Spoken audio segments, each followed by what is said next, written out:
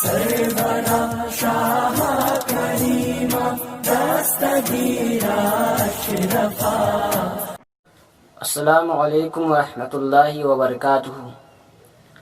محترم ناظرین و سامعین، آج میری گفتگو کا عنوان ہے مخدوم پاک علیہ رحمہ کی ولادت باسعادت۔ حضرت مخدوم سلطان سید اشرف جہانگیر سمنانی علیہ رحمہ 7ویں صدی ہجری میں ایران کے صوبہ خراسان میں سادات حسینی کی حکومت تھی، جس کا دارالحکومت شہر سمنان میں تھا۔ سلطان سید ابراہیم اس حکومت کے سربراہ تھے،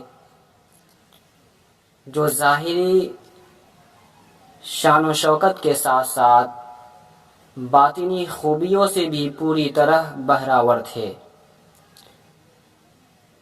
سلطان سید ابراہیم صرف ایک بیدار مغز حکمراں ہی نہ تھے، بلکہ متقی و پرہیزگار عالم باعمل بھی تھے۔ حضرت مخدوم سید اشرف جہانگیر سمنانی علیہ رحمہ انہی دین و دنیا کی مال و دولت سے مالا مال مکرم و محترم شخصیت کے فرزند تھے۔ سرزمین ہندوستان میں جن بزرگوں کے فیض قدوم سے شمع اسلام فروزہ ہوئی اور جن کے نقوش پاک کی برکت سے اس شمع کی روشنی ہر چہار سمت پھیلی، ان مقدس ہستیوں میں سے ایک حضرت مخدوم سلطان سید اشرف جہانگیر سمنانی علیہ رحمہ کی ذات بابرکت ہے۔ حضرت سید اشرف جہانگیر سمنانی علیہ رحمہ کی ولادت بھی اپنی جگہ ایک کرامت ہے۔ شہر سمنان میں ایک صاحب حال مجذوب شیخ ابراہیم نامی شخص رہا کرتے تھے۔ ایک روز سلطان سید ابراہیم اور ان کی اہلیہ محترمہ شاہی محل کے حرم میں تشریف فرما تھے کہ اچانک شیخ ابراہیم مجذوب اس جگہ پر وارد ہوئے، تو سلطان اور ملکہ عالیہ ان مجذوب بزرگ کی حد درجہ تعظیم کی،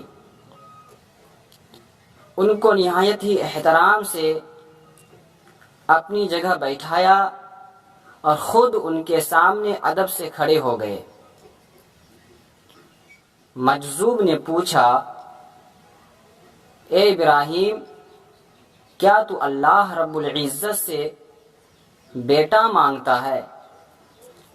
یہ سن کر سلطان اور ملکہ عالیہ بہت خوش ہوئے، کیونکہ اولاد نرینہ نہ ہونے کی وجہ سے دونوں بہت ملول رہتے تھے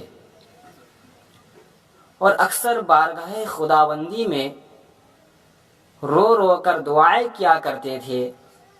اب مجذوب کی زبان سے اچانک یہ سنا تو دونوں کے چہروں پر خوشی اور مسرت کی لہریں دوڑنے لگی۔ سلطان نے ادب سے عرض کی کہ آپ بزرگ ہیں، آپ دعا فرما دیں۔ مجذوب بزرگ نے اولاد نرینہ کی دعا فرما دی اور وہاں سے اٹھ کھڑے ہو گئے۔ چند روز کے بعد سلطان ابراہیم سرور کائنات صلی اللہ علیہ وسلم کو خواب میں دیکھا کہ حضور سرور کائنات صلی اللہ علیہ وسلم نے فرمایا، اے ابراہیم، تجھ کو اللہ رب العزت 2 فرزند عطا فرمائے گا، بڑے کا نام اشرف رکھنا اور چھوٹے کا نام عارف رکھنا۔ اشرف اللہ کا ولی ہوگا اور مقرب بارگاہ یزدی ہوگا۔ اس کی پرورش و پرداخت اور تربیت خاص طریقے سے کرنا۔ حضرت سید اشرف جہانگیر سمنانی علیہ رحمہ کی ولادت سے 3 ماہ قبل اہل سمنانی نے ایک مجذوب کو دیکھا جو شہر اور گلی کوچوں میں نہایت ہی بلند آواز سے صدا لگا رہا تھا کہ با ادب با ملاحظہ جہانگیر زماں اشرف دورہ تشریف لاتے ہیں۔